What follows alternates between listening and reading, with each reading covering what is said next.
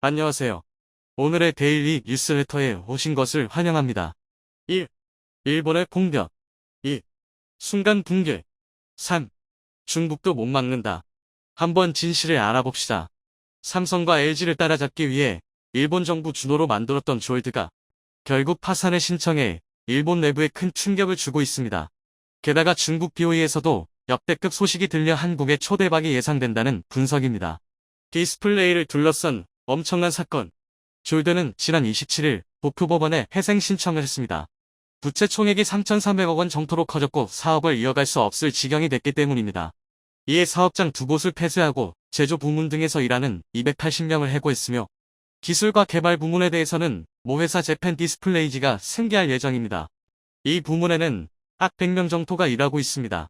일본 디스플레이가 한국에게 완전히 밀린 배경에는 기술력의 한계 때문입니다. 일본 기업들은 1990년대만 해도 패널 시장에서 주도권을 쥐고 있었습니다. 하지만 기술 변화를 따라잡지 못한 채 한국 기업에게 밀려나기 시작했죠. 높은 생산 비용 문제 또한 극복하지 못해 2014년 올레드 사업에서 대부분 철수한 바 있습니다. 하지만 일본 측은 미련을 버리지 않았고 2015년 소니와 파나소닉의 올레드 사업을 통합해 조일드를 만들었습니다. 이 회사를 바탕으로 다시 한국을 넘겠다는 목표를 세웠던 것입니다. 일본 경제 산업성이 주토한 민간 펀드인 산업혁신기구가 75%, 소니, 히타치, 토시바의 중소형 LCD 사업부를 통합해 만들어진 재팬 디스플레이지가 15%를 출자했습니다. 나머지 10%는 소니와 파나소닉이 절반씩 말았던 상황입니다. 민간 펀드는 일본 정부가 3천억엔 95%, 민간기업 26개사가 140억엔의 자금을 댔기에 사실상 국민 세금으로 일본 디스플레이 산업을 살리려 했던 것입니다. 일본 내에선 이런 방식의 기업을 히노마루이 장기연합이라 부르고 있습니다. 수출 규제가 있었던 2019년에는 기존 재팬 디스플레이지 공장을 개조해 잉크젯 프린팅을 기반으로 한 올레드 공장을 완성하기도 했습니다. 일본이 수출 규제를 통해 한국 반도체 산업과 올레드 분야를 집중 타격했던 것도 이와 무관하지 않은 내용입니다. 고순도 불화수소는 올레드 생산 과정에서도 필수적인 소재입니다. 그럼에도 한국은 버텨냈고 조일드는 경쟁력에서 밀리면서 외부에서 자금을 수혈하며 연명해왔습니다. 대형 올레드는 LG 디스플레이가, 그리고 중소형 올레드는 울루 이보이오, 삼성 디스플레이가 석권하고 있는 상황에서 빈틈을 파고들지 못했던 것입니다. 게다가 코로나로 공장 가동이 늦어지면서 2021년 봄부터 본격적인 생산에 들어갔지만 손실은 눈덩이처럼 불어났습니다. 품질이 불안정하고 물량률이 높은 것이 문제였습니다. 언론들은 시장 타깃 또한 잘못 잡았다고 꼬집었습니다. 조일드는 대형 패널 시장에서 한국에 밀려 차량용, 게임 모니터용 패널에서의 개척에 힘썼지만 시장 크기가 한정적이라 한국을 확실히 넘어서는 기술이 없다면 실패할 수밖에 없습니다. 20-30인치 모니터용 올레드 패널 제품만 생산했는데 낮은 수율로 양산이 불가능한 상황이 됐고 일본 고급차 브랜드 렉서스와 4년간 진행한 자동차용 10인치 올레드 개발 또한 2021년 실패로 끝났습니다. 통상 올레드 디스플레이를 제작할 때는 소자를 진공 상태에서 뿌려 기판 위에 입히는 증착 방식을 사용합니다. 반면 조일드는 소자를 기판 위에 인쇄하는 잉크젯 프린팅 방식을 사용했죠. 고난도의 기술이지만 증착 방식에 비해 제조 공정이 단순해 생산 비용을 줄일 수 있다는 장점이 있습니다. 증착 방식 대비 20-30% 저렴하다는 평가가 나오기도 했습니다. 하지만 전체 기판에 균일하게 입히는데 더 까다롭다는 단점이 있습니다. 결국 조일드는 수율을 끌어올리지 못했고 자금난에 빠져버렸던 것입니다. 삼성과 LG 디스플레이가 여전히 증착 방식을 고집한 것도 이 때문입니다. 조일드는 생존을 위해 외부에서 자금을 수혈하며 버텼습니다. 2018년 덴소와 토요타, 스미토모로부터 4,600억 원을 조달했고 2020년에는 중국 TCL의 지분 10%를 매각하기도 했습니다. 당시 일본과 중국의 올레드 협공이 시작됐다는 보도가 쏟아졌죠. 실제로 TCL과의 협업을 선택함과 동시에 미국과 독일 법원에 삼성을 상대로 올레드 특허권 침해 소송을 하기도 했습니다. 갤럭시 S20를 포함해 스마트폰 42종을 지목하면서 말입니다. 이에 삼성 측도 조일드를 상대로 맞소송을 제기했습니다. 오히려 조일드가 특허를 침해해 막대한 피해를 입었다고 발아친 것입니다. 결국 조일드는 물러섰고 1년 만에 합의를 하며 종지부를 찍었죠. 그럼에도 조일드는 최후의 카트로 TCL과 잉크젯 기반 65인치 대형 올레드 편을 추진하기도 했습니다. 하지만 이것 또한 대실패로 끝난 상태입니다. 업계 관계자는 수율을 높이지 못하면 잉크젯 프린팅 방식의 저비용 이점을 살릴 수 없다며 소량 주문은 물론이고 납품 주기도 맞출 수 없는 상태라는 설명을 했습니다. 결국 작년 3월부터 부채가 자산을 초과하기 시작했고 상반기부터는 사실상 파산 상태에 빠졌습니다. 결국 이번 결정에 따라 패널 생산과 판매에서 모두 철수하게 됐습니다. 니시무라 경산상은 졸드 파산에 매우 유감을 나타냈습니다. 사업 재생을 향한 검토가 진행되길 바란다는 언급을 하면서 말입니다. 갑자기 파산을 결정하자 주민들과 직원들은 불안과 당황을 표하고 있습니다. 직원들은 어젯밤 뉴스로 알았다. 이 크게 통유하고 있는 상태입니다. 졸드는 일본 노미시와 지바현의 생산 라인을 가지고 있는데 보조금도 회수당할 위기에 처해 있습니다. 보조금 두 종류를 지급받았지만 기간이 5년 미만이면 전액 반환한다는 조건이 들어있어 반환을 요구받은 상태입니다. 고용 확대 관련 보조금 약 5억엔과 산업 촉진 보조금 약 9억엔 등입니다. 일본인들은 한국과 비교하며 분통을 터뜨리고 있습니다. 그 일부 반응을 보면 질을 포함해 일본 디스플레이는 이제 안 되겠네요. 비용도 비싸고 시대에 뒤떨어진 기술이 되어 한국 기업에게 가격이나 개발에서 이미 지고 있습니다. 대체로 이런 반응입니다. 관계자들도 반성하고 세계에 있다는 트렌드를 언급을 쫓지했습니다. 못한 부분을 재팬 디스플레이가 일부 기술을 흡수하긴 하지만 반전을 일으키긴 어렵다는 분석도 나오고 있습니다. 재팬 디스플레이 역시 8분기 연속 적자를 내는 등 경영난을 겪고 있기 때문입니다. 결국 부실 기업을 흡수해 동반 몰락 가능성이 젖혀지고 있습니다. 언론들은 일본 업체가 삼성과 LG 등 한국 기업에게 밀리면서 올레드의 평가를 명맥이 내리고 끊기게 있습니다. 일본 디스플레이 산업이 한국에 역전당하며 경쟁력을 잃은 과정이 반도체 산업의 궤적과도 닮았다는 지적입니다. 히너마루 연합의 대표적인 실패 사례는 1999년 넷과 히타치의 메모리 사업 부문이 통합돼 만든 엘피다가 있습니다. 출범 당시만 해도 삼성전자보다 기술력에서 앞선다는 평가를 받았지만 반도체 치킨 게임에서 밀려 적자에 허덕이다 2013년 미국 마이크론에 인수됐죠. 일본 반도체 산업은 현재 10% 수준으로 포그라들어 있습니다. 그런데 이번에도 똑같은 방식으로 연합을 추진해 비판을 받고 있습니다. 일본 정부 주토로 만들어진 라피더스는 최근 50조 원을 투자해 홋카이도 치토세의 공장을 건설하기로 결정을 했습니다. 2025년 상반기까지 이나노 반도체 생산을 위한 설비 라인을 만들고 27년까지 양산을 목표로 하고 있는 상태입니다. 여기에도 토요타, 키옥시아, 소니 등 일본의 대표적 기업 8곳이 뭉쳐 첨단 반도체 국산화를 지원하고 있습니다. 일본 정부 또한 700억엔을 지원하기로 했습니다. 아직 정신을 못 차리고 또 같은 파상 패턴을 밟고 있는 것을 알 수 있습니다. 결국 일본 업체들은 한국을 찾아와 반도체와 디스플레이를 달라고 사정하고 있습니다. 최근 소니 회장이 삼성전자 반도체 사업장을 찾아 협력을 요청하기도 했습니다. 그리고 일본 자동차 업체들은 패널을 받기 위해 LG 디스플레이로 눈길을 돌리는 모습까지 보이고 있습니다. 한국과 이파전을 치르고 있는 중국 업체들도 나락으로 떨어지고 있습니다. 작년 말까지만 해도 분위기가 좋았지만 기술력의 한계를 드러낸 것입니다. 지난해 중소형 올레드 시장 점유율은 삼성이 56%로 1위, BOE 12%로 2위, LG 디스플레이 11%로 3위를 했습니다. 9인치 이하 중소형 올레드 출하량은 7억 6천만 대로 삼성이 4억 3천만 대 정도를 출하한 상황입니다.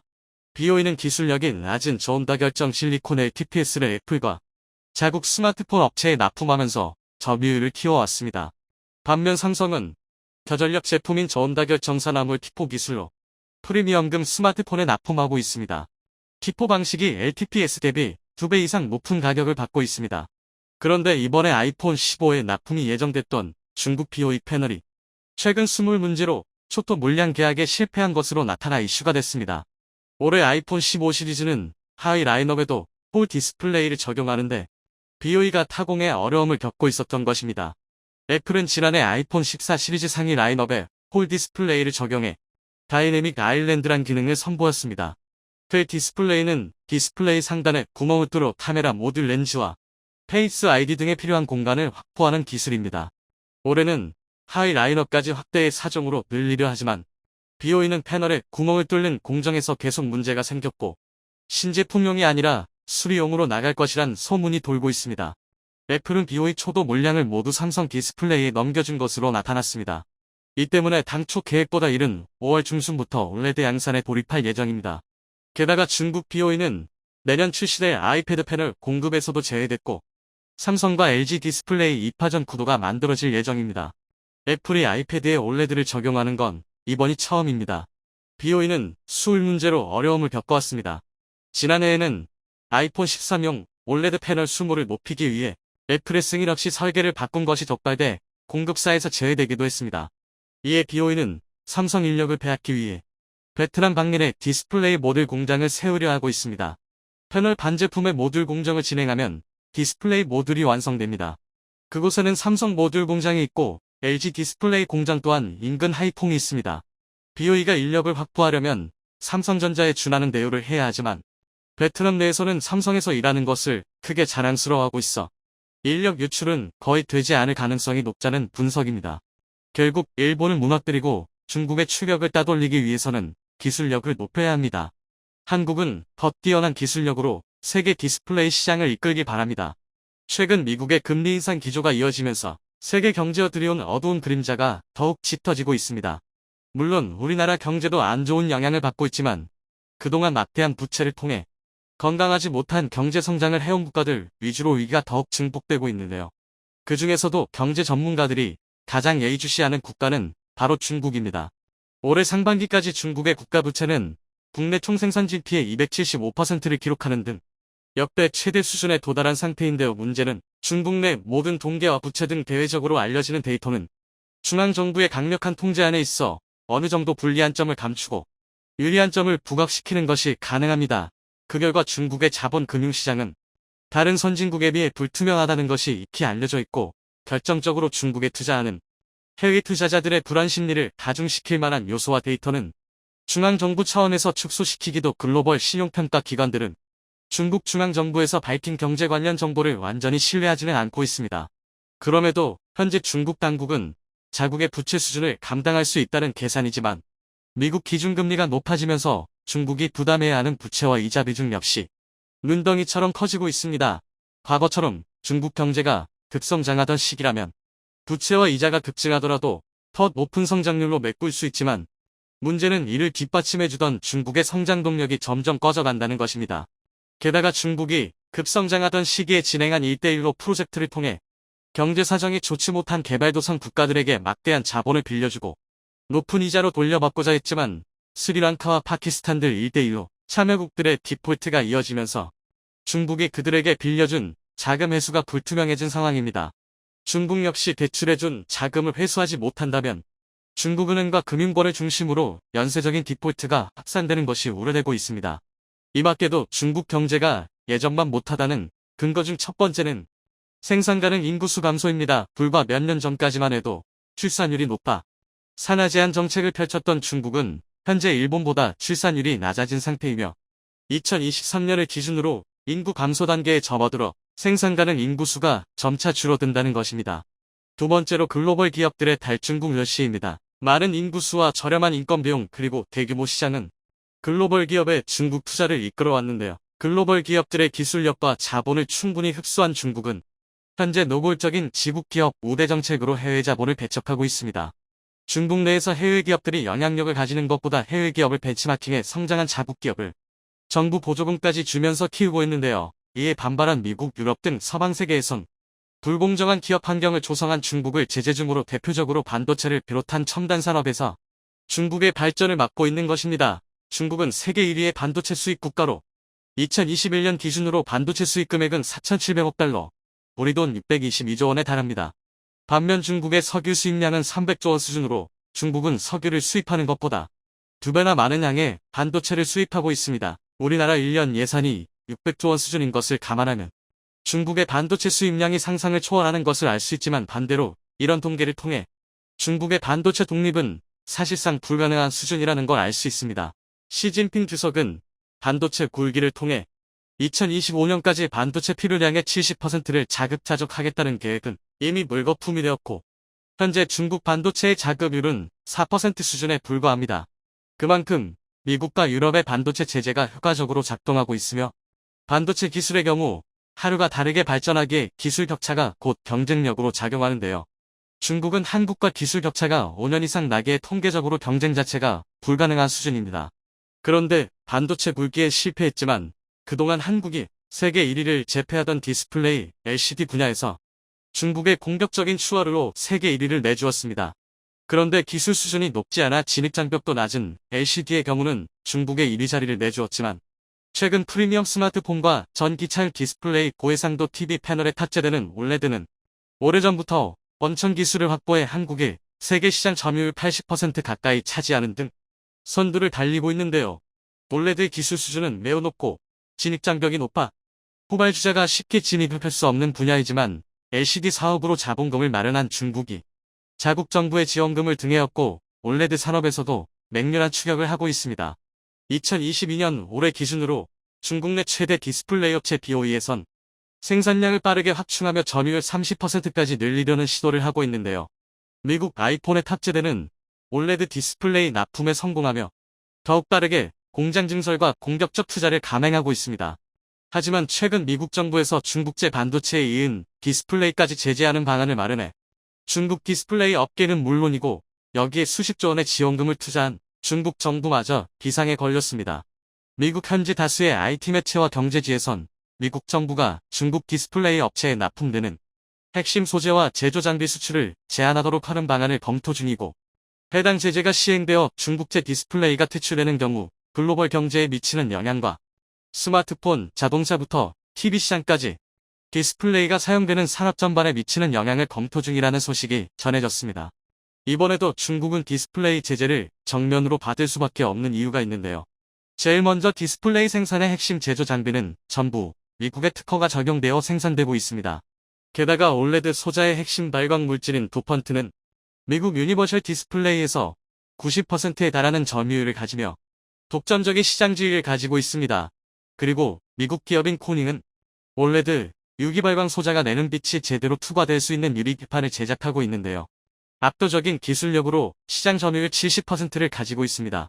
여기에 추가적으로 삼성 SDI의 자회사인 독일의 노바 LED 역시 올레드 원천 핵심 기술을 보유하고 있는데요. 중국형 가지지 못한 핵심 소재와 장비 기술력을 확보해 안정적인 올레드 사업 활동과 연구 개발이 가능합니다. 한국 기업의 올레드 소재 부품 국산화율은 60%를 넘었고 2030년까지 90%를 목표로 연구 개발을 진행 중입니다. 하지만 중국 디스플레이 업체의 경우는 소재 부품 국산화율이 12%에 불과한 것으로 알려져 있고 88%에 달하는 소재를 수입하여 올레드 패널을 생산해 납품하고 있다는 것입니다. 이런 구조는 경쟁국가의 체제에 매우 취약한데요. 미국이 이런 상황을 노린 것으로 보입니다. 한국 기업들은 과거부터 이런 상황을 충분히 겪고 현재는 면역이 생긴 것으로 보이는데요. 대표적으로 중국의 사드보법과 일본의 반도체 소재 수출 규제로 인하 국내 기업들은 해외 수입에 의존하던 핵심 소재를 국산화했으며 자금률을 급격하게 끌어올렸습니다.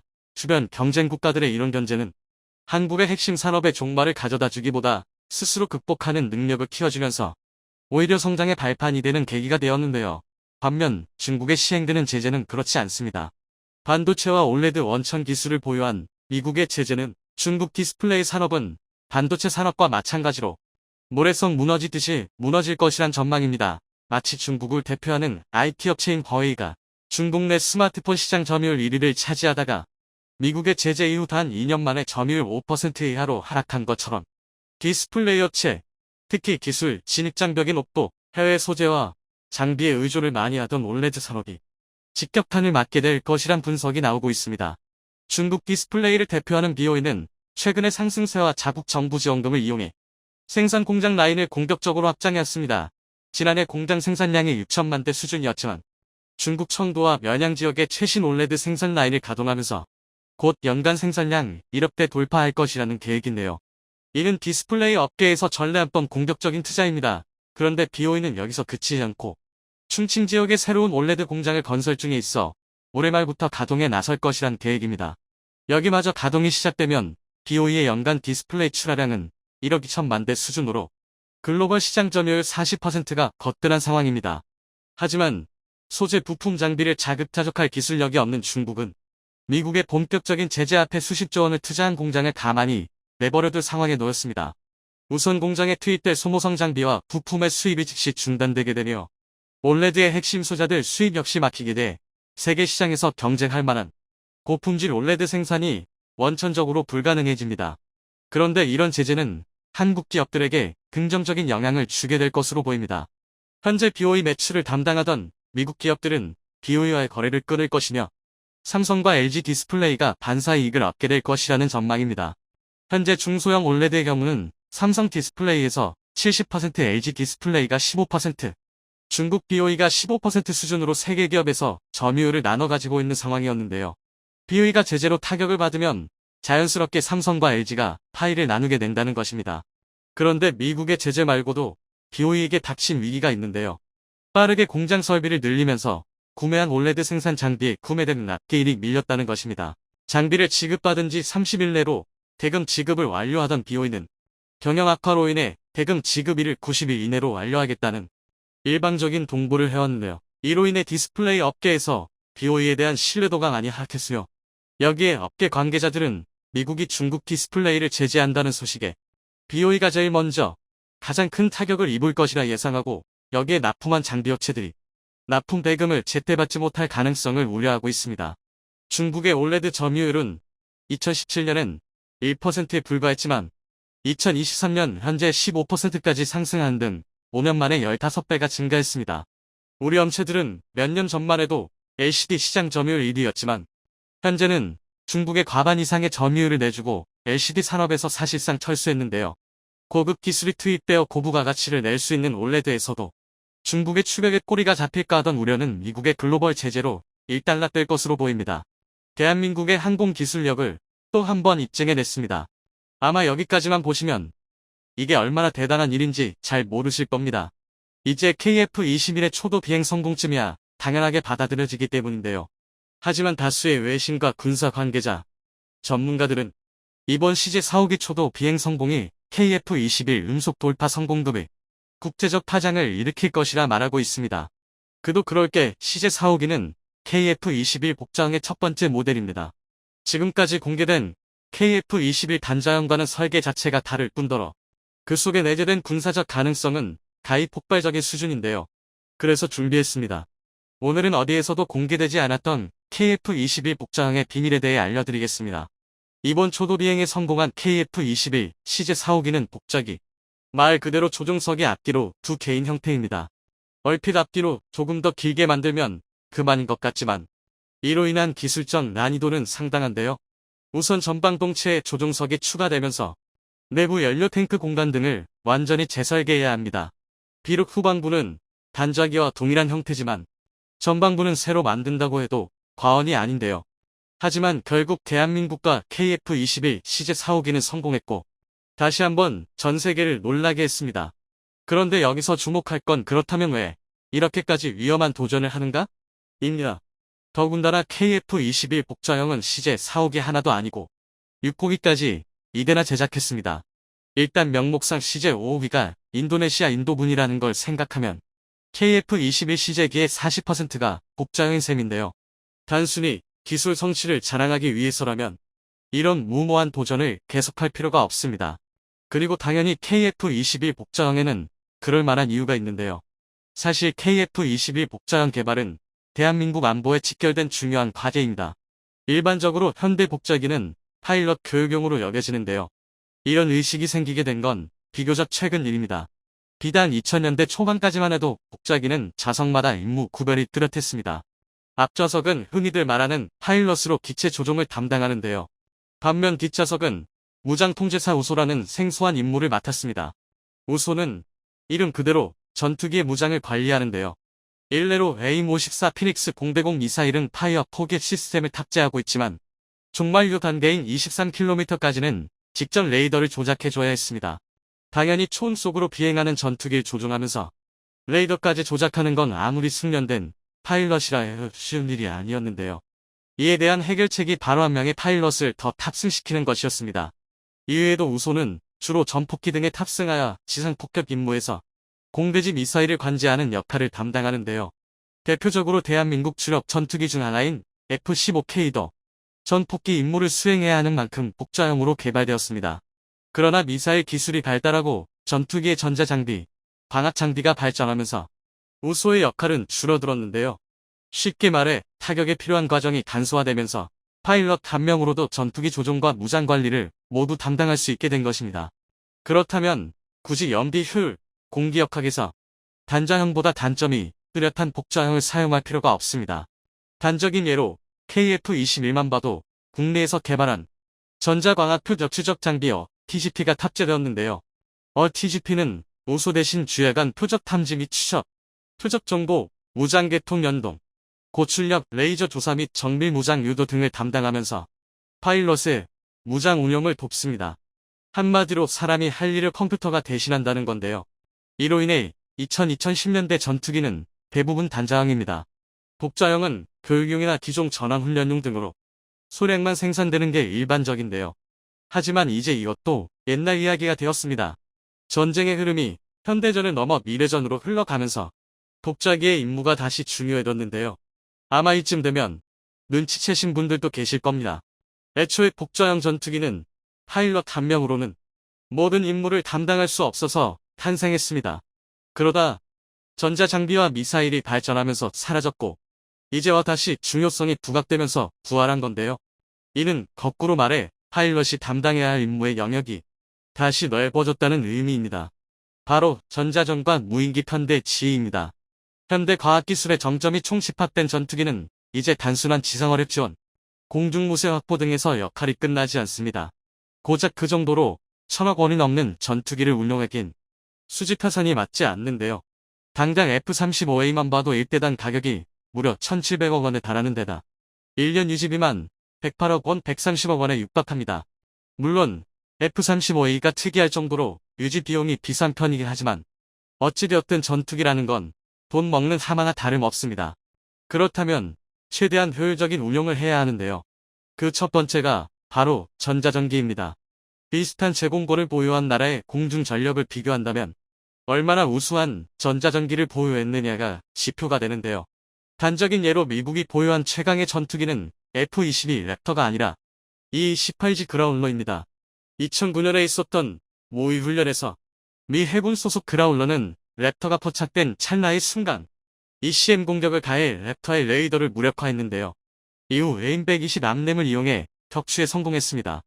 이보다 3년 앞선 노터넷지 훈련에서 F-22와 F-15, F-16, FA-18이 모의 공중전을 벌였을 때 144형이라는 경이적인 교전비를 기록했다는 걸 감안하면 이 18G 그라울러의 전자전 능력이 공세에 얼마나 중요한지 짐작할 수 있는데요. 이처럼 전자전기는 적의 탐지 자산을 무력화하는 게 주 임무입니다. 공습 등에서 전투기 편대 최선두에 투입되어 적의 대공 레이더를 무력화하는데요. 즉 적의 눈과 귀를 침묵시키는 것입니다. 입만 남은 적은 제공권을 빼앗기고 비명밖에 지를 수 없는데요. 실제로 KF-21에는 EWC, RWR 지역이 재밍 신호 발생기, RWR, RF 제머, CMDS를 통합한 국산 통합 전자전체계 EW 슈트가 탑재되어 있습니다. 하지만 파일럿 혼자서 기체 조종과 전자전을 모두 수행하기에는 무리가 있고 그렇기 때문에 KF-21 복좌기가 필요한 건데요. 정리하자면 CJ-452와 6호기는 KF-21 전자전기의 청사진입니다. 그리고 실제로도 CJ-452는 국산 이사 레이더의 성능 시험 등에 주로 사용될 예정인데요. 그런데 심지어 여기서 끝이 아닙니다. 앞서 말했듯 KF-21 복좌형은 무인 편대기에 지휘도 맡게 될 것입니다. 일명번 T라고 부르는 새로운 개념의 작전 수행 방식인데요. 이를 쉽게 말하면 KF-21 단 1대로도 무인기와 함께 편대 임무를 수행하는 것입니다. KF-21은 5세대 전투기급 스텔스 성능을 기반으로 무인 편대기를 위험지역에 선제 투입하여 항공 폭탄을 투하하거나 무인기의 저피탐 능력을 살려 전방의 적을 먼저 탐지하는 전술을 사용할 수도 있는데요. 이게 바로 KF-21 후기 개량형이 6세대까지도 충분히 노려볼 수 있는 이유입니다. 그러나 전자전 수행과 마찬가지로 KF-21 파일럿이 전투기와 무인 편대기까지 모두 조종하는 건 한계가 있습니다. 무인기에 아무리 AI를 적용한다고 하더라도 정밀한 조종을 위해선 추가 파일럿이 필수적입니다. 이처럼 KF-21 복좌형은 눈에 보이는 것보다 그 속에 숨겨진 의미가 더 많습니다. 전자전기와 무인기 편대를 보유하게 된다면 대한민국 공중전력은 질적으로 한 단계 성장하게 될 텐데요. 하지만 이 길도 한 걸음부터입니다. 지금까지 시제기들은 110회 이상의 다양한 시험 미행을 치렀지만 아직도 갈 길이 많이 남았습니다. 부디 KF-21 시험 비행이 끝나고 양산에 돌입하기까지